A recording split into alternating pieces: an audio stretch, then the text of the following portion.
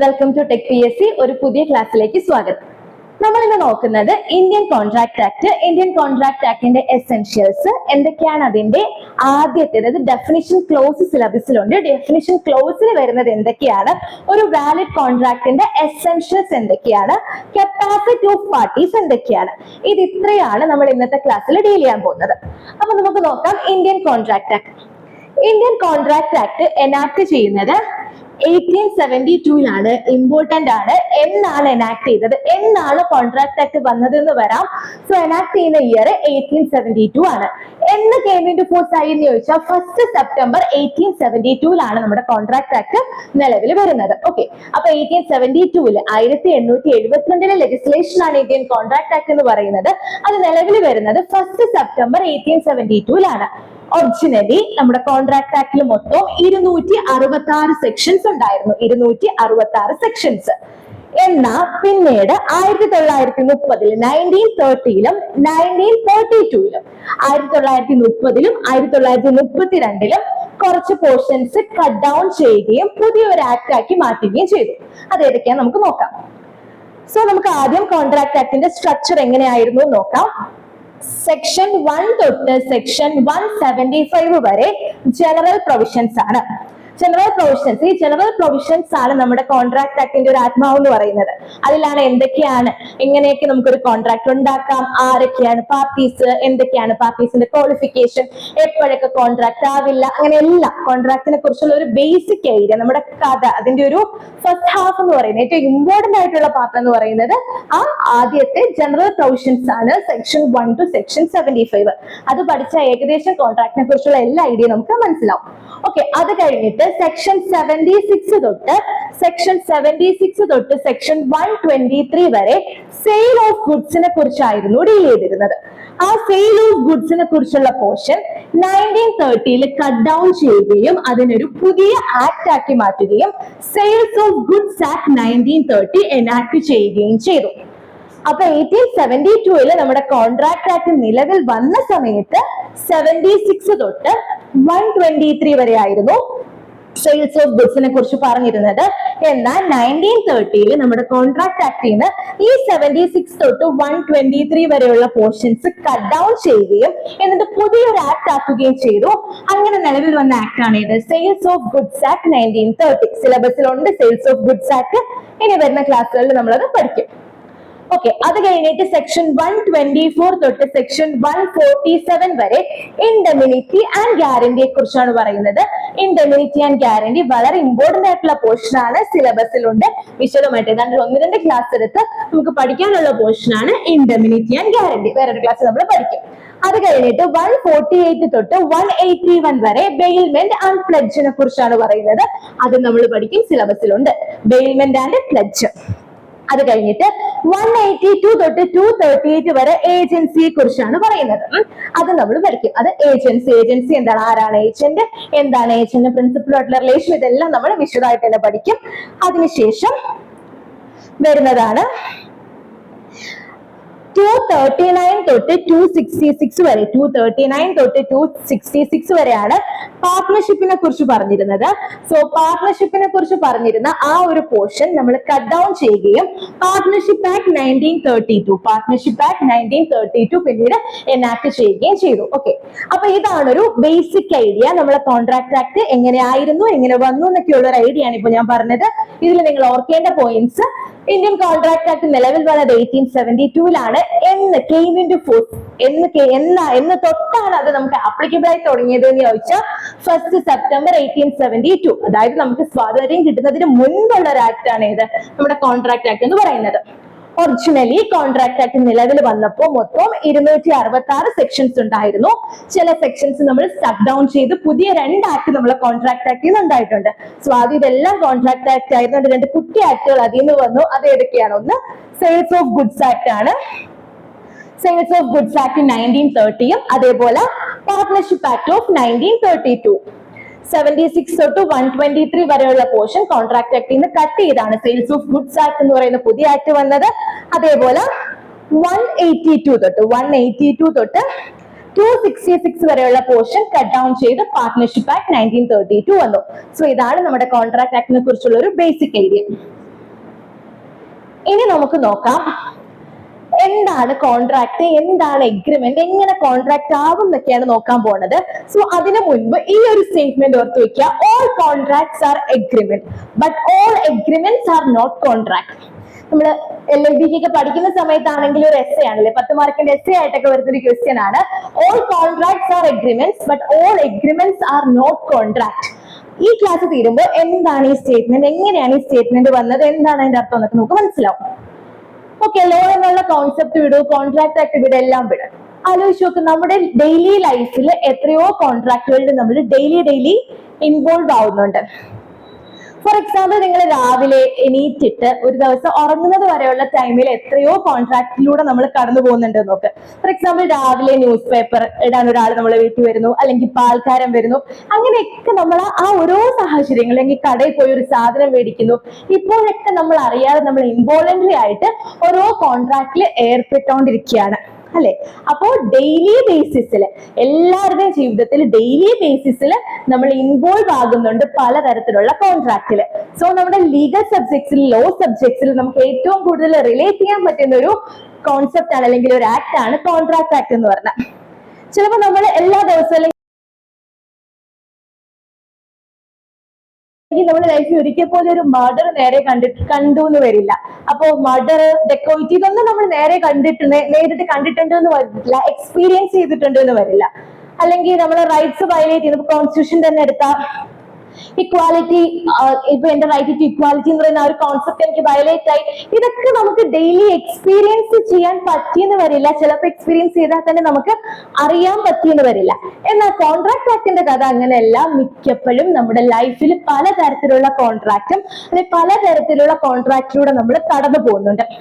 Fine, ഇനി ഒരു കാര്യം ചോദിക്കട്ടെ, എഗ്രിമെന്റ് എന്ന് പറയുന്ന വേർഡും കോൺട്രാക്ട് എന്ന് പറയുന്ന വേർഡും പലപ്പോഴും നമ്മൾ വിചാരിക്കും ഈ പറയുന്ന എഗ്രിമെന്റ് എന്ന് പറയുന്ന വേർഡും കോൺട്രാക്ട് എന്ന് പറയുന്ന വേർഡും സെയിം ആണ് എന്ന്, അല്ലെങ്കിൽ ഒരുപോലുള്ള അല്ലെങ്കിൽ ഒരേ ആശയമുള്ള കോൺസെപ്റ്റ് ആണ് ഈ എഗ്രിമെന്റും കോൺട്രാക്റ്റും എന്ന് വിചാരിക്കും. പക്ഷെ അല്ല. സാധാരണ ഒരാളുടെ ലൈഫിൽ തോന്നാം എഗ്രിമെന്റ് കോൺട്രാക്ട് രണ്ടും ഒന്നല്ലേ, എന്താണ് ഇതിന്റെ ഡിഫറൻസ് എന്ന് തോന്നാം. പക്ഷേ ഡിഫറൻസ് ഉണ്ട്. എന്താണ് എഗ്രിമെന്റും കോൺട്രാക്റ്റും തമ്മിലുള്ള ഡിഫറൻസ് എന്ന് മനസ്സിലാക്കുന്ന സമയത്ത് കോൺട്രാക്ട് ആക്ടിന്റെ ഫുൾ കോൺസെപ്റ്റ് നമുക്ക് മനസ്സിലാക്കാനായിട്ട് പറ്റും. നമ്മളൊരു എഗ്രിമെന്റിൽ ഏർപ്പെട്ടു, ഓക്കെ ഫൈൻ, എഗ്രിമെന്റിൽ ഏർപ്പെട്ടു, അപ്പോ അല്ലെങ്കിൽ ഒരു കോൺട്രാക്റ്റിൽ ഏർപ്പെട്ടു, രണ്ടും ഒന്നാണെന്ന് വിചാരിക്കും. പക്ഷെ രണ്ടും ഒന്നല്ല. എങ്ങനെയാണ് രണ്ടും ഡിഫറെന്റ് ആവുന്നത്, എന്താണ് എഗ്രിമെന്റ്, എന്താണ് കോൺട്രാക്ട് എന്നുള്ളതൊക്കെയാണ് നമ്മൾ ഈ ഒരു സ്ലൈഡിലൂടെ ഡിസ്കസ് ചെയ്യാൻ പോണത്. സോ ഞാൻ പറയാണ്, എന്റെ ഈ പേന ഞാൻ നിങ്ങൾക്ക് വിൽക്കുകയാണ്. നിങ്ങളിൽ ഒരാൾക്ക് ഫോർ എക്സാമ്പിൾ ഇപ്പൊ എക്സിന് വിൽക്കുകയാണ്, അല്ലെങ്കിൽ ഇപ്പോ അരുണിന് ഞാൻ ഈ പേന വിൽക്കുകയാണ് എന്ന് പറഞ്ഞു. അപ്പൊ അരുൺ പറയാണ് ശരി ഞാനത് മേടിച്ചോളാം.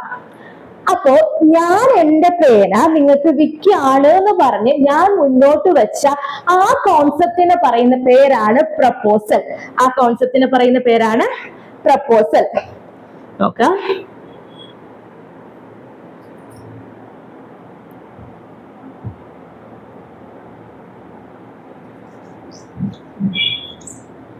Sorry, okay, proposal. അപ്പോൾ ഞാൻ പറയാണ് ഞാൻ ഈ പേന നിങ്ങൾക്ക് വിൽക്കാൻ പോവാണ്, ഞാൻ ഈ പേന നിങ്ങൾക്ക് വിൽക്കാൻ പോവാണ് എന്ന് ഞാൻ പറയുമ്പോൾ ഞാൻ മുന്നോട്ട് വെക്കുന്ന ആ കോൺസെപ്റ്റിനെ പറയുന്ന പേരാണ് പ്രപ്പോസൽ.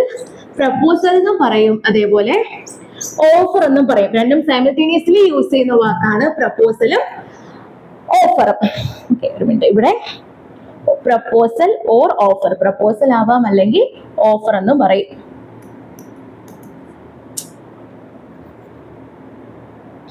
പ്രപ്പോസൽ അല്ലെങ്കിൽ ഓഫർ.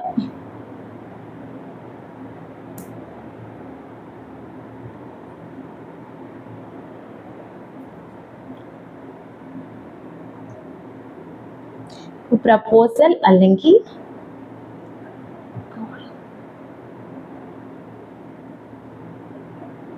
പ്രപ്പോസൽ അല്ലെങ്കിൽ ഓഫർ. അപ്പൊ നോക്ക്, ഞാൻ പറയാണ് ഞാൻ ഈ പേന നിങ്ങൾക്ക് വിൽക്കാൻ പോവാണ് എന്ന് പറയുമ്പോൾ ഞാൻ എന്റെ പേന നിങ്ങൾക്ക് വിൽക്കാൻ പോവാണ് എന്ന് പറഞ്ഞ് ഞാൻ മുന്നോട്ട് വെക്കുന്ന ഞാൻ നടത്തുന്ന ആ ഒരു പ്രവൃത്തി അല്ലെങ്കിൽ അതിനെ വിളിക്കുന്ന പേരാണ് പ്രപ്പോസൽ അല്ലെങ്കിൽ ഓഫർ. അപ്പോ ഈ പേന ഞാൻ വിൽക്കാൻ പോവാണെന്നുള്ളൊരു പ്രപ്പോസൽ ഞാൻ മുന്നോട്ട് വെച്ചു, അല്ലെങ്കിൽ അങ്ങനെ ഒരു ഓഫർ ഞാൻ മുന്നോട്ട് വെച്ചു. അപ്പൊ അത് ഒരാള് ഇപ്പൊ നിങ്ങളോട് പറയാണ്, ഒരു എക്സിനോട് പറയാണ് എക്സ് ഞാൻ ഈ പേന നിങ്ങൾക്ക് വിൽക്കാൻ പോവാണ്. അപ്പൊ എക്സ് പറയാണ് ശരി ഞാനത് വാങ്ങിച്ചോളാം, എത്ര രൂപയ്ക്ക്? ഞാൻ പറയണം 5 രൂപയ്ക്ക് ഞാൻ ഈ പേന നിങ്ങൾക്ക് വിൽക്കാൻ പോവാണ്. അപ്പൊ എക്സ് പറയാണ് ഞാനത് മേടിച്ചോളാം. അപ്പൊ ഞാൻ മുന്നോട്ട് വെച്ച ആ ഓഫർ അക്സെപ്റ്റ് ചെയ്യുന്ന സമയത്ത് അത് പ്രോമിസ് ആയി മാറി. അതെന്തായി മാറി? പ്രോമിസ് ആയി മാറി. ഇമ്പോർട്ടന്റ് ആണ് ഈ വേർഡ്സ്, വളരെ ഇമ്പോർട്ടന്റ് ആണ്. നമ്മളെ കോൺട്രാക്ട് ആക്ടില് നിങ്ങൾക്ക് സിലബസിൽ ഉണ്ട് ഡെഫിനിഷൻ ക്ലോസിൽ വരുന്ന കാര്യങ്ങളാണ്. ഡെഫിനിഷൻ ക്ലോസ് അസച്ച് നമ്മൾ പഠിക്കും. കോൺസെപ്റ്റ് മനസ്സിലാക്കാനാ പറയുന്നത്. ഞാൻ പറയാണ്, ഞാൻ ഈ പേന നിങ്ങൾക്ക് വിൽക്കാൻ പോവാണ് എന്ന് പറയുമ്പോൾ ഞാൻ മുന്നോട്ട് വെച്ചത് എന്താണ്? പ്രപ്പോസൽ ആണ്, അല്ലെങ്കിൽ ഒരു ഓഫർ ആണ്. അപ്പൊ ഞാൻ ആരെടുത്താണോ അങ്ങനെ ഒരു പ്രപ്പോസൽ അല്ലെങ്കിൽ ഒരു ഓഫർ മുന്നോട്ട് വെച്ചത്, അയാൾ അത് അക്സെപ്റ്റ് ചെയ്യാണ്. ശരി, ഞാൻ ഈ പേന 10 രൂപയ്ക്ക് വാങ്ങിച്ചോളാം എന്ന് പറഞ്ഞ് അക്സെപ്റ്റ് ചെയ്യുന്ന സമയത്ത് ഈ പ്രപ്പോസൽ എന്തായി മാറി? പ്രോമിസ് ആയി മാറി. ഇമ്പോർട്ടന്റ് വേർഡ് ആണ്. എന്തായി മാറി? പ്രോമിസ് ആയി മാറി. ആ സമയത്ത് അത് പ്രോമിസ് ആയി മാറി. അപ്പൊ ഞാൻ പറയാണ്, ഈ പറയുന്ന പേന ഞാൻ നിങ്ങൾക്ക് വിൽക്കാം, അപ്പൊ ഞാനത് മേടിച്ചോളാം. ഞാനത് മേടിച്ചോളാം എന്ന് പറയുന്നത് എന്താണ്? അക്സെപ്റ്റ് ചെയ്യാണ്. ഞാൻ മുന്നോട്ട് വെച്ച് പ്രോമിസിനെ അക്സെപ്റ്റ് ചെയ്യാണ്. അപ്പൊ ആ പ്രോമിസ് എന്തായി മാറി? ആ അക്സെപ്റ്റൻസ് എന്തായി മാറി? അല്ല, ഞാൻ വെച്ച പ്രപ്പോസലിനെ അക്സെപ്റ്റ് ചെയ്യാണ്. അപ്പൊ അക്സെപ്റ്റൻസ് എന്തായി മാറി? പ്രോമിസ് ആയി മാറി. അപ്പൊ പ്രപ്പോസലായി, പ്രപ്പോസൽ അക്സെപ്റ്റ് ചെയ്തു, അത് പ്രോമിസ് ആയി മാറി. അടുത്തത്, ഇപ്പൊ ഞാൻ മുന്നോട്ട് വെച്ച ആ ഒരു പ്രപ്പോസല് അല്ലെങ്കിൽ ആ ഒരു ഓഫർ നിങ്ങൾ അക്സെപ്റ്റ് ചെയ്ത് പ്രോമിസ് വന്നു, അതിനൊരു കൺസിഡറേഷൻ കൂടി വരികയാണെങ്കിൽ, കൺസിഡറേഷൻ എന്ന് വെച്ചാൽ എന്താണ്? പ്രതിഫലം. അപ്പൊ എന്താണ് കൺസിഡറേഷൻ? കൺസിഡറേഷൻ എന്ന് പറയുന്ന കോൺസെപ്റ്റ് പല സെക്ഷനിലും നമ്മുടെ കോൺട്രാക്ട് ആക്ടിൽ വരുന്നുണ്ട്. എന്താണ് കൺസിഡറേഷൻ എന്ന് വെച്ചാല്, ഞാൻ പറഞ്ഞില്ലേ ഞാൻ പേന വിൽക്കാന്ന്, നിങ്ങൾ പറഞ്ഞില്ലേ ഞാൻ പേന വാങ്ങിച്ചോളാന്ന്, പക്ഷെ നിങ്ങൾ ആ പേന മേടിക്കുന്ന സമയത്ത് ഈ പേനയ്ക്ക് ഞാനൊരു വില നിശ്ചയിച്ചിട്ടുണ്ട്. ഞാൻ പറയണത് 100 രൂപ. അപ്പോ ആ 100 രൂപ നിങ്ങൾ എനിക്ക് തരുന്നതാണ് എന്റെ കൺസിഡറേഷൻ. ഓക്കെ, അപ്പൊ ഞാൻ ഈ പേന നിങ്ങൾക്ക് വിൽക്കുകയാണ്, 100 രൂപയ്ക്ക് ഞാൻ ഈ പേന വിൽക്കുകയാണ് എന്ന് പറയുന്നത്. അപ്പൊ നിങ്ങൾ എനിക്ക് തരുന്ന ആ 100 രൂപയാണ് എന്ത്? എന്റെ കൺസിഡറേഷൻ. എനിക്ക് മാത്രം മതിയോ കൺസിഡറേഷൻ? പോരാ, നിങ്ങൾക്കും വേണം കൺസിഡറേഷൻ. അപ്പൊ നിങ്ങൾക്കുള്ള കൺസിഡറേഷൻ എന്താണ്? ഞാൻ നിങ്ങൾക്ക് തന്ന ഈ പേനയാണ് നിങ്ങൾക്കുള്ള കൺസിഡറേഷൻ. ഓക്കെ, അപ്പോ ഈ പേന ഞാൻ നിങ്ങൾക്ക് വിൽക്കാന്ന് പറയുന്നു. അപ്പൊ ഞാൻ നിങ്ങൾക്ക് ഈ പേന തരുമ്പോൾ നിങ്ങൾ എനിക്ക് 100 രൂപ തരും, അത് എനിക്കുള്ള കൺസിഡറേഷൻ. അപ്പൊ ഞാൻ ആ പേന അങ്ങോട്ട് നിങ്ങളുടെ കയ്യിലോട്ട് തരുന്നു, അത് നിങ്ങൾക്കുള്ള കൺസിഡറേഷൻ. അങ്ങനെ നമുക്ക് അങ്ങോട്ടും ഇങ്ങോട്ടും എന്തോ കിട്ടി? ഒരു കൺസിഡറേഷൻ കിട്ടി. അങ്ങനെ ആ അങ്ങോട്ടും ഇങ്ങോട്ടും കിട്ടിയ കൺസിഡറേഷൻ കിട്ടി. അപ്പൊ ഞാൻ നിങ്ങൾക്ക് പേന വിൽക്കാന്ന് പറയുന്ന ഒരു ഓഫർ അല്ലെങ്കിൽ ഒരു പ്രപ്പോസൽ ഞാൻ നിങ്ങൾക്ക് മുന്നോട്ട് വെച്ചു, അത് നിങ്ങൾ അക്സെപ്റ്റ് ചെയ്തു. അക്സെപ്റ്റ് ചെയ്ത സമയത്ത് അത് എന്തായി മാറി? പ്രോമിസ് ആയി മാറി. സോ പ്രപ്പോസൽ പ്ലസ് അക്സെപ്റ്റൻസ് വന്നപ്പോൾ അത് പ്രോമിസ് ആയി മാറി, കൂടെ കൺസിഡറേഷനും വന്നു. അതായത് ആ പേന നിങ്ങൾ 100 രൂപയ്ക്ക് മേടിച്ചു, നിങ്ങൾ എനിക്ക് 100 രൂപ ഇങ്ങോട്ട് തന്നു, ഞാൻ നിങ്ങൾക്ക് പേന അങ്ങോട്ട് തരാമെന്ന് പറഞ്ഞു. തരണം എന്നില്ല, തരാമെന്ന് പറഞ്ഞാൽ മതി, ഞാൻ നിങ്ങൾക്ക് 100 രൂപ തരാം. അപ്പൊ ഞാൻ പറയാം ശരി, 100 രൂപ തരുമ്പോൾ ഞാൻ പേന അങ്ങോട്ട് തരാം. അങ്ങനെ അങ്ങോട്ടും ഇങ്ങോട്ടും കൺസിഡറേഷനും കൂടെ വരുന്ന സമയത്ത് ഇത് മൊത്തത്തിൽ എഗ്രിമെന്റ് ആയി മാറി. അവിടെയാണ് നമ്മുടെ എഗ്രിമെന്റിന്റെ പിറവി, എഗ്രിമെന്റിന്റെ ബർത്ത്. സോ ഫസ്റ്റ് ഒരു പ്രപ്പോസൽ വന്നു, പ്രപ്പോസൽ നിങ്ങൾ അക്സെപ്റ്റ് ചെയ്തു, അക്സെപ്റ്റ് ചെയ്ത സമയത്ത് അത് പ്രോമിസ് ആയി മാറി. അതിനുശേഷം ഒരു കൺസിഡറേഷനും കൂടെ ഉണ്ടാവണോ അതിനകത്ത്. അപ്പോ പ്രപ്പോസലും അത് അക്സെപ്റ്റ് ചെയ്തു, പ്രോമിസ് ആയി, പ്രോമിസിന് ഒരു കൺസിഡറേഷനും കൂടെ വരുന്ന സമയത്ത് അത് എന്തായി മാറി? അത് എഗ്രിമെന്റ് ആയി മാറി. ഞാനൊരു പ്രപ്പോസൽ മുന്നോട്ട് വെക്കുകയാണ്, നിങ്ങൾ ഇന്ന് വൈകിട്ട് എന്റെ വീട്ടിൽ വന്നു, ഞാൻ നിങ്ങൾക്ക് ഡിന്നർ ഉണ്ടാക്കി തരാന്ന് പറഞ്ഞു. അപ്പോ നിങ്ങൾ വരുന്നു, ഞാൻ ഡിന്നർ ഉണ്ടാക്കി വെക്കുന്നില്ല. അത് പറഞ്ഞ് നിങ്ങൾക്ക് എന്നെ ഫ്യൂസ് ചെയ്യാൻ പറ്റുമോ? പറ്റില്ല. കാര്യം എന്താണ്? അവിടെ കൺസിഡറേഷൻ ഇല്ല. നിങ്ങൾ വരാം, ഞാൻ ഡിന്നർ ഉണ്ടാക്കി തരാം, ഞാൻ നിങ്ങൾക്ക് ഡിന്നർ തരുന്നു എന്നല്ലാതെ എനിക്ക് എന്തെങ്കിലും കിട്ടുന്നുണ്ടോ? ഇല്ല, അവിടെ കൺസിഡറേഷൻ ഇല്ല. അതുകൊണ്ട് അത് എഗ്രിമെന്റ് ആവില്ല. പക്ഷെ പേനയുടെ കേസിൽ അങ്ങനല്ല. പേനയുടെ കേസിൽ എന്താ? ഞാൻ നിങ്ങൾക്ക് പേന തരാം, നിങ്ങൾ എനിക്ക് 100 രൂപ തരും, എനിക്ക് കൺസിഡറേഷൻ ഉണ്ട്. ആ പേന കിട്ടുമ്പോൾ നിങ്ങൾക്കും കൺസിഡറേഷൻ ഉണ്ട്. അപ്പൊ അങ്ങോട്ടും ഇങ്ങോട്ടും നമുക്കൊരു കൺസിഡറേഷൻ ഉണ്ട്. അങ്ങനെ കൺസിഡറേഷൻ ഉണ്ടെങ്കിൽ മാത്രമേ ഈ ഓൾ സബ്സ്റ്റൻസ് എന്തായി മാറൂ? എഗ്രിമെന്റ് ആയി മാറൂ. എഗ്രിമെന്റ് ആയി മാറും. ഇമ്പോർട്ടന്റ് ആണ്. ഇത് മനസ്സിലാക്കിയാൽ നമുക്ക് കോൺട്രാക്ട് ആക്ട് മൊത്തത്തിൽ ഒരു ചിത്രം കിട്ടും. ആദ്യം ഞാനൊരു പ്രപ്പോസൽ വെക്കുകയാണ്, ഒരു ഓഫർ വെക്കുകയാണ്, ഞാൻ ഈ പേന നിങ്ങൾക്ക് വിൽക്കാം, അല്ലെങ്കിൽ ഞാൻ എന്റെ വീട് നിങ്ങൾക്ക് വിൽക്കാം, ഞാൻ എന്റെ കാർ നിങ്ങൾക്ക് വിൽക്കാം. അങ്ങനെ ഞാൻ മുന്നോട്ട് വെക്കുന്ന സംബോധന പറയുന്ന പേരാണ് എന്ത്? പ്രപ്പോസൽ അല്ലെങ്കിൽ ഓഫർ. അപ്പോ ഞാൻ അങ്ങനെ മുന്നോട്ട് വെച്ച എന്റെ പ്രപ്പോസൽ അല്ലെങ്കിൽ ഓഫറിനെ നിങ്ങൾ അക്സെപ്റ്റ് ചെയ്യുന്ന സമയത്ത് ശരി ഞാൻ മേടിച്ചോളാം, ശരി ഞാൻ കാർ മേടിച്ചോളാം, വീട് മേടിച്ചോളാം, പേന മേടിച്ചോളാം എന്ന് പറയുന്ന സമയത്ത് അതൊരു പ്രോമിസ് ആയി മാറി. അത് പ്രോമിസ് മാത്രമേ ആയിട്ടുള്ളൂ, അത് വേറെ ഒന്നും ആയിട്ടില്ല, തുടങ്ങിയിട്ടേ ഉള്ളൂ. ഈ പറയുന്നതില് ഞാൻ 10 ലക്ഷം രൂപയ്ക്ക് എന്റെ വീട് വിൽക്കാം, 10 ലക്ഷം രൂപയ്ക്ക് ഞാൻ വീട് വാങ്ങിച്ചോളാം, അപ്പൊ എനിക്ക് 10 ലക്ഷം രൂപ കിട്ടും, വീട് നിങ്ങൾക്ക് കിട്ടും. അപ്പൊ എനിക്ക് കിട്ടിയ 10 ലക്ഷം രൂപ എന്റെ കൺസിഡറേഷൻ, നിങ്ങൾക്ക് കിട്ടിയ എന്റെ വീട് നിങ്ങളെ കൺസിഡറേഷൻ. അങ്ങനെ നമുക്ക് രണ്ടുപേർക്കും അങ്ങോട്ടും ഇങ്ങോട്ടും ഒരു കൺസിഡറേഷൻ കിട്ടുന്ന സമയത്ത് മാത്രം അത് എഗ്രിമെന്റ് ആയി മാറി. സോ ഒരു എഗ്രിമെന്റ് ജനിച്ചു. അപ്പൊ ഇതാണ് എഗ്രിമെന്റ് എന്ന് പറയുന്നത്. പോരാ, ഇവിടെയും തീർന്നില്ല. എഗ്രിമെന്റ് എൻഫോഴ്സിബിൾ ബൈ ലോ ആവണം. Very important term. ഈ ഒരു ടേമിലാണ് നമ്മളെ കോൺട്രാക്ട് ആക്ട് മൊത്തത്തിൽ ചലിക്കുന്നത്. Agreement enforceable by law. എഗ്രിമെന്റിന് എപ്പോഴാണോ നിയമസാധുത കിട്ടുന്നത്, അത് എൻഫോഴ്സിബിൾ ബൈ ലോ ആയി മാറുന്നത്, ആ സമയത്ത് മാത്രം നമ്മുടെ കോൺട്രാക്ട് ജനിക്കുന്നു. ഓക്കെ, വെറും എഗ്രിമെന്റ് ആയാൽ പോരാ, ആ എഗ്രിമെന്റ് എൻഫോഴ്സിബിൾ ബൈ ലോ ആവണം. എന്താവണം? Enforceable by law. ഒരു എഗ്രിമെന്റ് എപ്പോ എൻഫോഴ്സിബിൾ ബൈ ലോ ആകും എന്നുള്ളത് നമ്മുടെ കോൺട്രാക്ട് ആക്ടിന്റെ സെക്ഷൻ 10 നമ്മൾ വിശദമായി പഠിക്കും.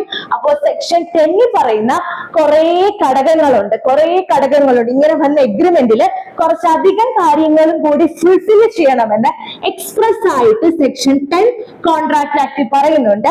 അങ്ങനെ സെക്ഷൻ 10 പറയുന്ന കാര്യങ്ങളെല്ലാം ഈ എഗ്രിമെന്റ് ഫുൾഫിൽ ചെയ്യാണെന്നുണ്ടെങ്കിൽ മാത്രം ആ എഗ്രിമെന്റ് എന്തായി മാറും? കോൺട്രാക്ട് ആയി മാറും. അത്രയും കണ്ടീഷൻസ് ഫുൾഫിൽ ചെയ്താൽ മാത്രം കോൺട്രാക്ട് എന്തായി മാറും? എഗ്രിമെന്റ് ആയി മാറും. ഇതാണ് നമ്മുടെ കോൺട്രാക്ട് ആക്ടിന്റെ ഒരു സ്ട്രക്ചർ എന്ന് പറയുന്നത്. ഇതാണ് കോൺട്രാക്ട്. ഇങ്ങനെയാണ് കോൺട്രാക്ട് ഫോം ചെയ്യുന്നത്. നമുക്ക് ആദ്യം ഒരു പ്രപ്പോസൽ മുന്നോട്ട് വെക്കണം. ഞാനൊരു പ്രപ്പോസൽ അല്ലെങ്കിൽ ഒരു ഓഫർ മുന്നോട്ട് വെക്കണം. അത് അക്സെപ്റ്റ് ചെയ്യുന്ന സമയത്ത്, അത് വേറൊരാൾ സ്വീകരിക്കുന്ന സമയത്ത് അത് പ്രോമിസ് ആയി മാറും. പ്രോമിസ്. ഈ മുന്നോട്ട് വെച്ച ഓഫർ അക്സെപ്റ്റ് ചെയ്യുമ്പോൾ എനിക്കും നിങ്ങൾക്കും അങ്ങോട്ടും ഇങ്ങോട്ടും എന്തെങ്കിലും കിട്ടണം. അങ്ങനെ എന്തെങ്കിലും കിട്ടുന്നതിന് പറയുന്ന പേരാണ് എന്ത്? കൺസിഡറേഷൻ. Very important. ഇത് കാണുന്ന പോലല്ല, വളരെ വളരെ പ്രശ്നക്കാരനാണ്. ഒരുപാട് കാര്യങ്ങൾ നമ്മൾ കൺസിഡറേഷൻ പഠിക്കണം. അങ്ങനെ അങ്ങോട്ടും ഇങ്ങോട്ടും നമ്മൾ മുന്നോട്ട് വെച്ച കോൺട്രാക്റ്റിന് ഒരു കൺസിഡറേഷൻ കിട്ടുന്ന സമയത്ത് അത് എന്തായി മാറി? അത് എഗ്രിമെന്റ് ആയി മാറി. വെറും എഗ്രിമെന്റും കോൺട്രാക്ട് ആവില്ല. Agreement enforceable by law.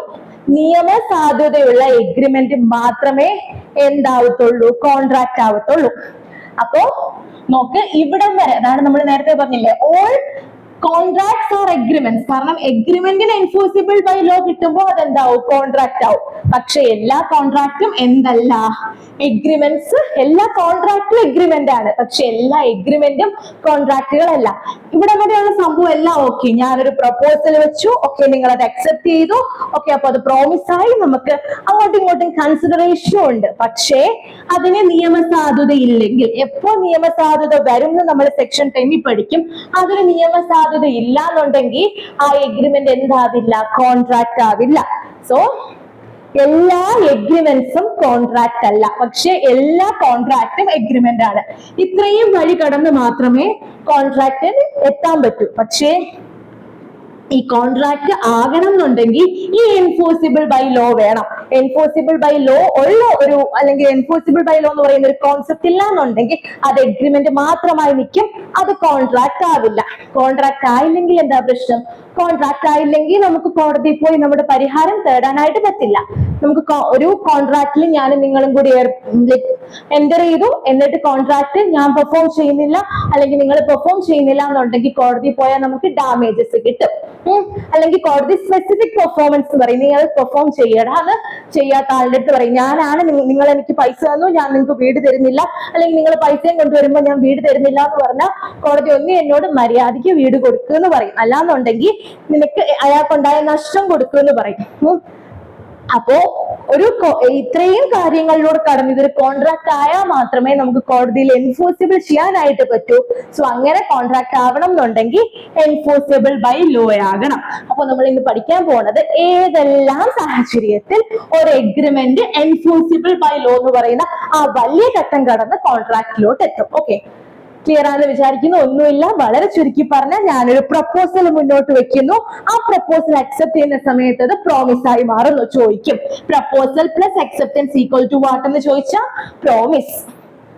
ഈ പ്രോമിസ് പ്രോമിസിന് ഒരു കൺസിഡറേഷൻ ഉണ്ടാവുന്ന സമയത്ത് അതെന്തായി മാറുന്നു? അത് എഗ്രിമെന്റ് ആയി മാറുന്നു. ഈ പറയുന്ന എഗ്രിമെന്റ് എൻഫോഴ്സിബിൾ ബൈ ലോ ആകുന്ന സമയത്ത് അത് എന്തായി മാറുന്നു? കോൺട്രാക്ട് ആയി മാറുന്നു. എല്ലാ എഗ്രിമെന്റിനും എൻഫോഴ്സിബിലിറ്റി കിട്ടില്ല. എല്ലാ എഗ്രിമെന്റും സെക്ഷൻ 10 പറയുന്ന കുറച്ച് കണ്ടീഷൻസിലൂടെ കടന്നു പോവില്ല. അങ്ങനെ കടന്നു പോയില്ലെങ്കിൽ അത് എഗ്രിമെന്റ് ആയിട്ട് മാത്രം തുടരും, അത് കോൺട്രാക്ട് ആയി മാറൂല.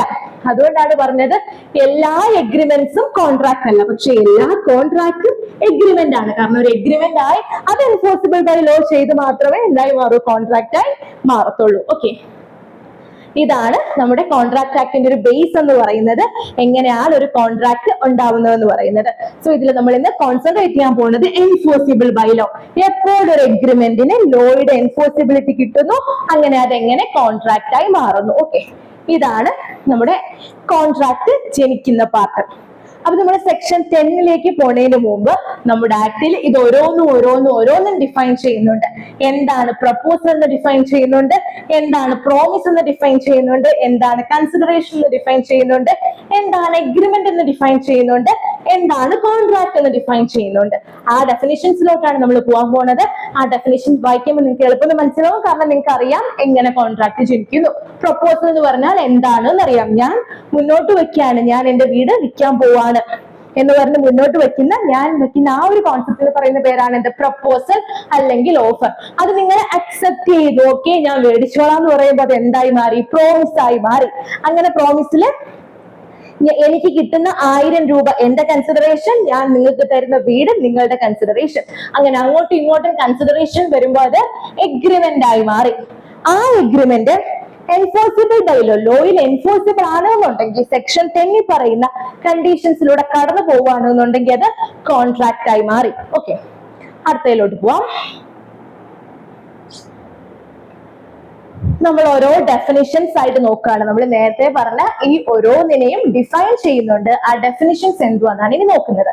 ഫസ്റ്റ് ഡെഫിനിഷൻ എന്ന് പറഞ്ഞാൽ പ്രപ്പോസൽ ഇമ്പോർട്ടന്റ് ആണ്. ഫസ്റ്റ് നോക്കുന്നത് എന്താണ് പ്രപ്പോസൽ. എന്താണ് പ്രപ്പോസൽ എന്ന് നോക്കിയാൽ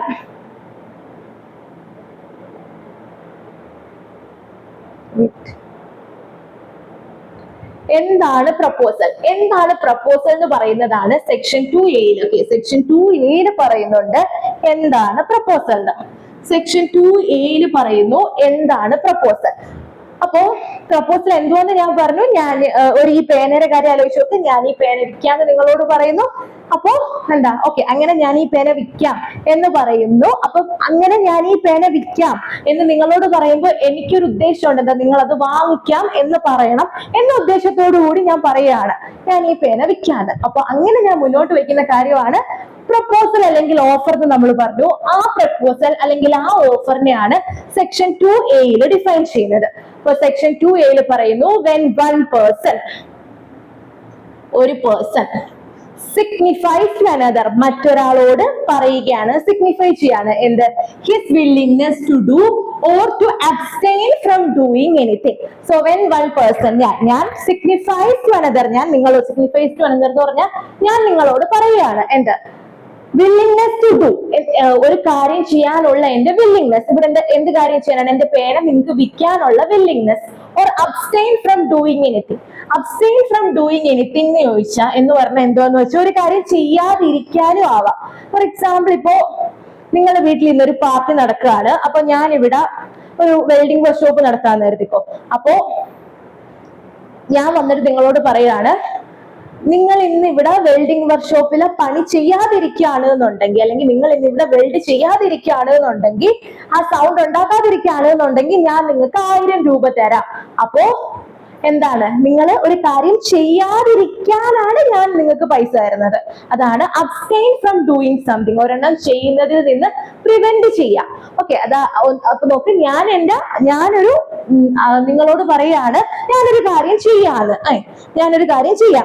ഞാൻ എന്റെ പേന നിങ്ങൾക്ക് വിൽക്കാം. അതാണ് willingness to do something or abstain from doing something. ഞാൻ പറയാണ്, ശരി ഞാൻ ഇന്ന് ഇവിടെ വെൽഡ് ചെയ്യില്ല, അല്ലെങ്കിൽ ഇവിടെ ഈ സൗണ്ട് ഉണ്ടാക്കില്ല, അപ്പൊ ഞാൻ ചെയ്യില്ല എന്ന് പറയാണ്. പകരം നിങ്ങൾ എനിക്ക് 1000 രൂപ തരണം. അപ്പൊ ഞാനൊരു കാര്യം ചെയ്യില്ല എന്ന് പറയാണ്. അപ്പൊ ആദ്യം ഞാനൊരു കാര്യം ചെയ്യാന്ന് പറഞ്ഞു, രണ്ടാമത് ഞാനൊരു കാര്യം ചെയ്യില്ല എന്ന് പറയുന്നു. അതാണ് ഒരു പേഴ്സൺ അയാളുടെ വില്ലിങ്നെസ് പറയാണ് അങ്ങോട്ട് ഒരു കാര്യം ചെയ്യാൻ അല്ലെങ്കിൽ ഒരു കാര്യം ചെയ്യാതിരിക്കാൻ. ഞാൻ അങ്ങനെ ഒരു കാര്യം ചെയ്യാം അല്ലെങ്കിൽ ചെയ്യാതിരിക്കാം എന്ന് പറയുമ്പോൾ എന്റെ വ്യൂ എന്താണ്, എന്റെ ഇന്റൻഷൻ എന്താണ്? എന്റെ വ്യൂ അല്ലെങ്കിൽ എന്റെ ഇന്റൻഷൻ എന്ന് പറഞ്ഞാൽ നിങ്ങളുടെ അസെന്റ് കിട്ടുക. ഓക്കെ, നിങ്ങൾ അത് സമ്മതിക്കുക. അങ്ങനെ ഞാൻ ചെയ്യുന്ന കാര്യം അങ്ങനെ നിങ്ങൾ ഓക്കെ ഞാനത് ചെയ്യുകയാണെന്നുണ്ടെങ്കിൽ എനിക്ക് കൺസിഡറേഷൻ തരാം, അല്ലെങ്കിൽ ചെയ്യാതിരിക്കുകയാണെന്നുണ്ടെങ്കിൽ എനിക്ക് ആ കൺസിഡറേഷൻ കിട്ടും എന്ന ഉദ്ദേശത്തോടു കൂടി ഞാൻ നിങ്ങളുടെ മുന്നിലേക്ക് ഒരു കാര്യം പ്രപ്പോസ് ചെയ്യുമ്പോൾ, ഒരു കാര്യം അവതരിപ്പിക്കുമ്പോൾ ആ ആക്ടിനെ അല്ലെങ്കിൽ ആ ആക്ടിനെ വിളിക്കുന്ന പേരാണ് പ്രപ്പോസൽ എന്നുള്ളത്. വെരി ഇമ്പോർട്ടന്റ്, മനസ്സിലായി കാണുമെന്ന് വിചാരിക്കുന്നു. when one person signifies to another, ഒരാള് മറ്റൊരാളോട് പറയാണ് എന്ത്, his willingness, എന്റെ വില്ലിങ്നെസ് ടു ഡു സംതിങ്, ഒരു കാര്യം ചെയ്യാനുള്ള എന്റെ വില്ലിങ്നെസ്, അല്ലെങ്കിലോ അബ്സ്റ്റെയിൻ ഫ്രം ഡൂയിങ് എനിത്തിങ്, എന്തെങ്കിലും ചെയ്യുന്നത് നിർത്തിവെക്കാൻ, ചെയ്യാതിരിക്കാനുള്ള എന്റെ വില്ലിങ്നെസ്. ഞാൻ അങ്ങനെ ഒരു വില്ലിങ്നെസ് നിങ്ങളുടെ മുന്നിലോട്ട് വയ്ക്കുമ്പോൾ എന്റെ വ്യൂ എന്താണ്, എന്റെ ഉദ്ദേശം എന്താണ്, എന്റെ ലക്ഷ്യം എന്താണ്? Obtaining assent of that person, മറ്റേ പേഴ്സന്റെ അസെന്റ് കിട്ടുക എന്ന ഉദ്ദേശത്തോടു കൂടി ആ ആക്ടിനെ അല്ലെങ്കിൽ ആ അസിസ്റ്റൻസിനെ അങ്ങനെ ചെയ്യുന്നത് അല്ലെങ്കിൽ ചെയ്യാതിരിക്കുന്നത്, അങ്ങനെയുള്ള കോൺസെപ്റ്റിനെ പറയുന്ന പേരാണ് പ്രപ്പോസൽ. പ്രപ്പോസലിനെ ഡിഫൈൻ ചെയ്യുന്ന സെക്ഷൻ ആണ് section 2 close A of contract act. അപ്പൊ ക്വസ്റ്റ്യൻ വരാം, എന്താണ് പ്രപ്പോസൽ, എന്താണ് പ്രപ്പോസൽ എന്ന് ചോദിച്ചാൽ, അല്ലെങ്കിൽ ഏത് സെക്ഷനിലാണ് ഡിഫൈൻ ചെയ്യുന്നത് എന്ന് ചോദിച്ചാൽ സെക്ഷൻ 2A എന്തൊക്കെയാണ് അതിന്റെ ഇൻഗ്രീഡിയൻസ് എന്ന് ചോദിച്ചാൽ, ഒന്ന്, ആദ്യം ഒരാള് സിഗ്നിഫൈ ചെയ്യണം മറ്റൊരാളോട്. ഞാൻ വേറൊരാളോട് പറയണം, എന്ത് പറയണം? എന്റെ വില്ലിങ്നെസ്, എന്റെ ആഗ്രഹം, അല്ലെങ്കിൽ ഞാൻ ഒരു കാര്യം ചെയ്യാമെന്ന് പറയണം. My willingness to do something. അല്ലെങ്കിൽ ഒരു കാര്യം ഞാൻ ചെയ്യാതിരിക്കാം എന്ന് പറയണം. അതാണ് to abstain from doing anything. ഞാനൊരു കാര്യം ചെയ്യാം, ഞാനൊരു കാര്യം ചെയ്യാതിരിക്കാം എന്ന് പറയുമ്പോൾ എന്റെ ഉദ്ദേശം എന്താണ്? എന്റെ ഉദ്ദേശം എന്ന് പറഞ്ഞാൽ മറ്റേ ആളുടെ സമ്മതം കിട്ടുക, മറ്റേ ആൾ അത് സമ്മതിക്കുക, അല്ലെങ്കിൽ ഞാൻ മറ്റേ ആൾ സമ്മതിച്ചാലല്ലേ എനിക്ക് കൺസിഡറേഷൻ കിട്ടും. അപ്പൊ മറ്റേ ആൾ അത് ഓക്കെ എന്ന് പറയും എന്ന ഉദ്ദേശത്തോടു കൂടി, അയാൾ അങ്ങനെ ചെയ്യണം എന്ന ഉദ്ദേശത്തോടു കൂടി ഞാനൊരു കാര്യം ചെയ്യാം അല്ലെങ്കിൽ ഞാനൊരു കാര്യം ചെയ്യില്ല എന്ന് ഞാൻ മുന്നോട്ട് വെക്കുന്ന ആ ആക്ടിനെ പറയുന്ന പേരാണ് പ്രപ്പോസൽ. അതാണ് സെക്ഷൻ 2A. ഓക്കെ, ഒന്നുമില്ല, ഇത്രയും കാര്യം മാത്രം ഓർത്താൽ മതി. ഒരു പേഴ്സൺ സിഗ്നിഫൈ ചെയ്യുകയാണ് മറ്റൊരാളോട് വില്ലിങ്നെസ്, എന്റെ ആഗ്രഹം അല്ലെങ്കിൽ എന്റെ ഉദ്ദേശം എന്താണ്, ഒരു കാര്യം ചെയ്യാം, എന്റെ പേന വിൽക്കാം, അല്ലെങ്കിൽ അബ്സ്റ്റെയിൻ ഫ്രം ഡൂയിങ് സംതിങ്, ഞാൻ ഇന്നിവിടെ വെൽഡ് ചെയ്യില്ല, ഒരു കാര്യം ചെയ്യാതിരിക്കാം. എന്തിന്? അങ്ങനെ ഞാൻ പറയുമ്പോൾ എന്റെ ഉദ്ദേശം എന്താണ്? നിങ്ങളുടെ സമ്മതം എനിക്ക് കിട്ടണം. അതാണ് with a view to obtain the assent of that other person. എന്തിനാ കാര്യം ചെയ്യാനോ ചെയ്യാതിരിക്കാനോ മറ്റൊരാളുടെ സമ്മതം കിട്ടണം. സമ്മതം കിട്ടണമെന്ന് വെച്ചാൽ നിങ്ങൾ ഉദ്ദേശിക്കുന്ന പോലെ, നമ്മൾ ഉദ്ദേശിക്കുന്ന പോലെ അയാൾ കൺസിഡർ, ഓക്കെ നിങ്ങൾ ചെയ്തോ ചെയ്തില്ല, അങ്ങനെയല്ല. അങ്ങനെ അയാൾ സമ്മതിച്ചാൽ മാത്രമേ എനിക്ക് എന്റെ കൺസിഡറേഷൻ കിട്ടൂ. അപ്പൊ അയാൾ അത് സമ്മതിക്കും, അല്ലെങ്കിൽ അങ്ങനെ അയാളുടെ ഭാഗത്ത് നിന്നൊരു പോസിറ്റീവ് റിപ്ലൈ ഉണ്ടാകും എന്ന ഉദ്ദേശത്തോടു കൂടി ഞാൻ എന്റെ ആഗ്രഹം അല്ലെങ്കിൽ എന്റെ വില്ലിങ്നെസ്, ഒരു കാര്യം ചെയ്യാതിരിക്കണം, അയാളുടെ മുൻപിൽ അവതരിപ്പിക്കുന്നതിന് പറയുന്ന പേരാണ് proposal. Section 2 close A. Important. Okay, അപ്പൊ സെക്ഷൻ 2 ക്ലോസ് എയിൽ പ്രപ്പോസലിനെ ഡിഫൈൻ ചെയ്യുന്നുണ്ട്. ഞാൻ ഈ പേന നിങ്ങൾക്ക് വിൽക്കാം എന്ന് ഞാൻ പറയുമ്പോൾ അങ്ങനെ ഞാൻ പറയുന്ന ആ ഒരു കോൺസെപ്റ്റിനെ വിളിക്കുന്ന പേരാണ് പ്രപ്പോസൽ. Section 2 close A. പറഞ്ഞു നീട്ടുന്നില്ല, ഇതാണ് പ്രപ്പോസൽ. നമ്മൾ ഓൾറെഡി നേരത്തെ പറഞ്ഞതാണ് കണ്ടോ ഈ പ്രപ്പോസൽ. അപ്പൊ നമ്മൾ എന്തോ പറഞ്ഞു, ഈ പ്രപ്പോസല് നിങ്ങൾ അക്സെപ്റ്റ് ചെയ്യുന്ന സമയത്ത് അത് പ്രോമിസ് ആയി മാറും എന്ന് പറഞ്ഞു. സെയിം കാര്യമാണ് സെക്ഷൻ 2 ക്ലോസ് ബിയിൽ പറയുന്നത്. സെക്ഷൻ 2 ക്ലോസ് ബിയിൽ പറയുന്നു, സെക്ഷൻ 2 ക്ലോസ് ബിയിൽ പറയുന്നു, when the person to whom the proposal is made, ആരോടാണോ ഞാൻ പ്രപ്പോസൽ വെച്ചത്, നിങ്ങളോടല്ലേ ഞാൻ പറഞ്ഞത് എന്റെ പേന തരാന്ന്. അപ്പൊ ഞാൻ നിങ്ങളോട് അങ്ങനെ പ്രപ്പോസൽ വെക്കുമ്പോൾ നിങ്ങൾ signifies his assent, നിങ്ങൾ നിങ്ങളുടെ സമ്മതം പറയാണ്. thereto the proposal is said to be accepted. അപ്പൊ ഞാൻ നിങ്ങളോട് പറയാണ് എന്താ, ഓക്കെ ഞാൻ നിങ്ങൾക്ക് ഈ പേന വിൽക്കാം. അപ്പൊ നിങ്ങൾ പറയാൻ ശരി ഞാനത് വാങ്ങിച്ചോളാം. അതാണ് when the person to whom the proposal is made, ആരോടാണോ പ്രപ്പോസൽ വെച്ചത് അയാൾ signifies his assent, അയാൾ ഓക്കെ ഞാനത് മേടിച്ചോളാം എന്ന് പറയുന്ന സമയത്ത് ഞാൻ മുന്നോട്ട് വെച്ച പ്രപ്പോസൽ എന്തായി മാറി? അക്സെപ്റ്റഡ് ആയി എന്ന് പറയാം. അത് അക്സെപ്റ്റ് ചെയ്തു എന്ന് പറയാം. സോ ഞാൻ പേന വിൽക്കാന്ന് പറഞ്ഞു, ശരി ഞാനത് വാങ്ങിക്കോളാം എന്ന് നിങ്ങൾ പറയുന്ന ആ സമയത്ത് അത് എന്തായി മാറി? അക്സെപ്റ്റഡ് ആയി മാറി. അങ്ങനെ ഒരു പ്രപ്പോസൽ അക്സെപ്റ്റ് ചെയ്യുന്ന സമയത്ത് അത് പ്രോമിസ് ആയി മാറി. അതാണ് സെക്ഷൻ 2 ക്ലോസ് ബിയിൽ പറയുന്നത്. സോ സെക്ഷൻ 2 ക്ലോസ് എയിൽ ഞാൻ നിങ്ങൾക്ക് പേന വിൽക്കാന്ന് പറയുന്നു, സെക്ഷൻ 2 ക്ലോസ് ബിയിൽ നിങ്ങൾ പറയുന്നു ശരി ഞാനത് വാങ്ങിക്കോളാന്ന് പറയുന്നു. അങ്ങനെ ഞാനത് വാങ്ങിക്കോളാന്ന് പറയുമ്പോൾ അതെന്തായി? അക്സെപ്റ്റൻസ് ആയി. അങ്ങനെ പ്രപ്പോസൽ അക്സെപ്റ്റ് ചെയ്യുന്ന സമയത്ത് നമ്മൾ അതിന് പുതിയൊരു പേര് കൊടുത്തു, പ്രോമിസ് ആയി മാറി അല്ലെ. പ്രോമിസ് ചെയ്യില്ല, ശരി ഞാൻ വാങ്ങിച്ചോളാം, ഞാൻ അങ്ങനെ ചെയ്തോളാം, നിങ്ങൾക്ക് പ്രോമിസ് വരുമല്ലേ, അതാണ് പ്രോമിസ്. അപ്പൊ പ്രോമിസും അക്സെപ്റ്റൻസും ഏത് ഡിഫൈൻ ചെയ്യുന്നു? സെക്ഷൻ 2 ക്ലോസ് ബിയിൽ ഡിഫൈൻ ചെയ്തു. ഓക്കെ, സിമ്പിൾ അല്ലേ? അപ്പൊ പ്രപ്പോസൽ എന്താ നമുക്കറിയാം, പ്രോമിസ് എന്താ നമുക്കറിയാം. പ്രോമിസ് ആണ് ഏത്? Section 2 close B. ആരോടാണോ ഞാൻ ഈ പ്രപ്പോസൽ നടത്തിയ ഞാൻ എന്ത് പറയുന്നത്, ഞാനത് നിങ്ങളോട് പറയാണ്, ഞാനിത് വിൽക്കാം, നിങ്ങൾ പറയാണ് ശരി ഞാനത് മേടിച്ചോളാം, ശരി ഞാനത് മേടിച്ചോളാം എന്ന് പറയുന്ന സമയത്ത് അത് എന്ത് ചെയ്തു? അക്സെപ്റ്റ് ചെയ്തു. അങ്ങനെ പ്രോമിസ് അക്സെപ്റ്റ് ചെയ്യുന്ന സമയത്ത് അത് എന്തായി മാറി? പ്രപ്പോസൽ അക്സെപ്റ്റ് ചെയ്യുന്ന സമയത്ത് അത് എന്തായി മാറി? പ്രോമിസ് ആയി മാറി. ഞാൻ മുന്നോട്ട് വെക്കുന്നത് പ്രപ്പോസൽ അല്ലെങ്കിൽ ഓഫർ. ആ പ്രപ്പോസൽ അല്ലെങ്കിൽ ഓഫർ അക്സെപ്റ്റ് ചെയ്യുമ്പോൾ അത് എന്തായി മാറി? അത് പ്രോമിസ് ആയി മാറി. അപ്പോഴാണ് പ്രോമിസ്. ആദ്യം പ്രപ്പോസൽ അക്സെപ്റ്റ് ചെയ്തു, പ്രോമിസ്. അതാണ് സെക്ഷൻ 2 ക്ലോസ് ബി. ഇനി അപ്പൊ സെക്ഷൻ 2 ക്ലോസ് എയിലാണ് എന്തിനെ കുറിച്ച് പറയുന്നത്? പ്രപ്പോസലിനെ കുറിച്ച് പറയുന്നത്. സെക്ഷൻ 2 ക്ലോസ് ബിയിലാണ് എന്തിനെ കുറിച്ച് പറയുന്നത്? പ്രോമിസിനെ കുറിച്ച് പറയുന്നത്. ഇനി ഇമ്പോർട്ടന്റ് ആണ്, ഒന്നുമില്ല, സെക്ഷൻ 2 ക്ലോസ് സിയിൽ പറയുന്നു ആരാണ് പ്രോമിസർ, ആരാണ് പ്രോമിസി. ആരാണ് പ്രോമിസർ, ആരാണ് പ്രോമിസി? ആരാണ് പ്രോമിസർ, ആരാണ് പ്രോമിസി എന്ന് ചോദിച്ചാൽ ആരാണോ പ്രപ്പോസൽ വയ്ക്കുന്ന ആള് അയാളാണ് പ്രോമിസർ. അപ്പൊ ഈ കേസിൽ ആരാ പ്രോമിസർ? ഞാനാണ് പ്രോമിസർ. ഞാനല്ലേ പ്രപ്പോസൽ വെച്ചത്, അപ്പൊ ഞാനാണ് പ്രോമിസർ. അടുത്തത് അതാരാണ് അക്സെപ്റ്റ് ചെയ്തത്? ആ പ്രപ്പോസൽ അക്സെപ്റ്റ് ചെയ്തത് നിങ്ങൾ. അപ്പൊ ആ പ്രപ്പോസൽ അക്സെപ്റ്റ് ചെയ്ത നിങ്ങളാണ് പ്രോമിസി. ഓക്കെ, അതാണ് സെക്ഷൻ 2 ക്ലോസ് സിയിൽ പറയുന്നത്. കുഴപ്പമില്ല. ഇപ്പോ സെക്ഷൻ 2 ക്ലോസ് സി സിമ്പിൾ ആണ്. ഞാൻ ഒരു പ്രപ്പോസൽ വെച്ചു, ആ പ്രപ്പോസൽ നിങ്ങൾ അക്സെപ്റ്റ് ചെയ്തു, അപ്പോൾ അത് എന്തായി മാറി? അത് പ്രോമിസ് ആയി മാറി. അപ്പൊ പ്രപ്പോസൽ വെച്ച് എന്നെ പറയുന്ന പേര് പ്രോമിസർ, അക്സെപ്റ്റ് ചെയ്ത ആളിനെ പറയുന്ന പേര്, അക്സെപ്റ്റ് ചെയ്ത നിങ്ങൾ പറയുന്ന പേര് പ്രോമിസി. ഇതാണ് സെക്ഷൻ 2 ക്ലോസ് സി. അപ്പോ നിങ്ങൾക്ക് എക്സാമിനുണ്ട്, ഡെഫിനിഷൻ ക്ലോസ് എക്സാമിനുണ്ട്. വളരെ സിമ്പിൾ ആയിട്ടുള്ള ഡെഫിനിഷൻ ക്ലാസ് ആണ് സെക്ഷൻ 2 ക്ലോസ് എയിൽ. എന്തിനെ കുറിച്ച് പറയുന്നു? പ്രപ്പോസലിനെ കുറിച്ച് പറയുന്നു. ഞാനൊരു കാര്യം ചെയ്യാം അല്ലെങ്കിൽ ഞാനൊരു കാര്യം ചെയ്യാതിരിക്കാം എന്ന് ഞാൻ ഡിക്ലെയർ ചെയ്യാണ്, അല്ലെങ്കിൽ ഞാൻ നിങ്ങളോട് പറയാണ്. അങ്ങനെ പറയുമ്പോൾ എന്റെ ഉദ്ദേശം എന്താണ്? എനിക്കൊരു വിചാരമുണ്ട്, നിങ്ങൾ അത് അക്സെപ്റ്റ് ചെയ്യുമായിരിക്കും, നിങ്ങൾ അത് സമ്മതിക്കുമായിരിക്കും, അല്ലെങ്കിൽ നിങ്ങൾ അക്സെപ്റ്റൻസ് കിട്ടും എന്ന ഉദ്ദേശത്തോടു കൂടി ഞാനൊരു കാര്യം മുന്നോട്ട് വെക്കുമ്പോൾ അതിനെ പറയുന്ന പേരാണ് പ്രപ്പോസൽ. അതിനുശേഷം നിങ്ങൾ അത് അക്സെപ്റ്റ് ചെയ്യാണ്, ശരി ഞങ്ങൾ അത് ചെയ്തോളാന്ന് നിങ്ങൾ അക്സെപ്റ്റ് ചെയ്യുമ്പോൾ ഞാൻ മുന്നോട്ട് വെച്ച പ്രപ്പോസൽ എന്തായി മാറി? പ്രോമിസ് ആയി മാറി. അതാണ് സെക്ഷൻ 2 ക്ലോസ് ബിയിൽ പറയുന്നത്. അപ്പോ പ്രപ്പോസൽ മുന്നോട്ട് വെച്ച എന്നെ പറയുന്ന പേര് പ്രോമിസർ, പ്രപ്പോസൽ അക്സെപ്റ്റ് ചെയ്ത് നിങ്ങളെ പറയുന്ന പേര് പ്രോമിസി. ഇനി നമ്മൾ ഇതൊന്നും പറയില്ല, പ്രോമിസർ പ്രോമിസി പ്രോമിസർ പ്രോമിസി എന്ന് പറഞ്ഞു. അപ്പൊ നിങ്ങൾ ഓർത്തോളം ആരാണോ പ്രപ്പോസൽ മുന്നോട്ട് വെച്ചത് അയാള് പ്രോമിസർ, ആരാണോ പ്രപ്പോസൽ അക്സെപ്റ്റ് ചെയ്തത് അയാള് പ്രോമിസി. അപ്പൊ എ ബിയോട് പറയാണ് ഞാൻ എന്റെ വീട് വിൽക്കാം. ഓക്കെ, അപ്പൊ ഞാൻ ആര്? പ്രോമിസർ. അപ്പൊ ബി എന്തോ പറഞ്ഞു? ഞാനത് മേടിച്ചോളാം. അപ്പൊ ബി ആര്? പ്രോമിസി.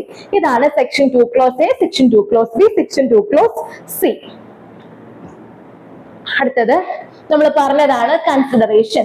കൺസിഡറേഷന്റെ ഡെഫിനിഷൻ ആണ് സെക്ഷൻ 2 ക്ലോസ് ഡിയിൽ പറയുന്നത്. കൺസിഡറേഷനെ കുറിച്ച് മാത്രമല്ല, ഈ പറഞ്ഞ പ്രോമിസിനെ കുറിച്ചായാലും അക്സെപ്റ്റൻസിനെ കുറിച്ചായാലും ഇനി വരുന്ന സെക്ഷനിൽ വിശദമായിട്ട് പഠിക്കുന്നുണ്ട്. അത് നമുക്ക് ഈ ക്ലാസ്സിൽ നമ്മൾ ചെയ്യുന്നില്ല, കാരണം അത് ഒരുപാട് പറയാനുണ്ട്.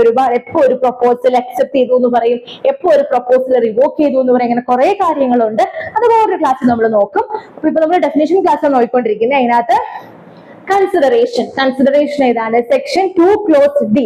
എപ്പോഴും ചോദിക്കുന്നതാണ് കൺസിഡറേഷൻ ഡിഫൈൻ ചെയ്യുന്ന സെക്ഷൻ ഏതെന്ന് ചോദിക്കും. കൺസിഡറേഷൻ ഡിഫൈൻ ചെയ്യുന്ന സെക്ഷൻ ഏതെന്ന് ചോദിച്ചാൽ ഏതാണ്? സെക്ഷൻ 2 ക്ലോസ് ഡി ആണ്. സെക്ഷൻ 2 ക്ലോസ് ഡി ആണ് കൺസിഡറേഷൻ ഡിഫൈൻ ചെയ്യുന്നത്.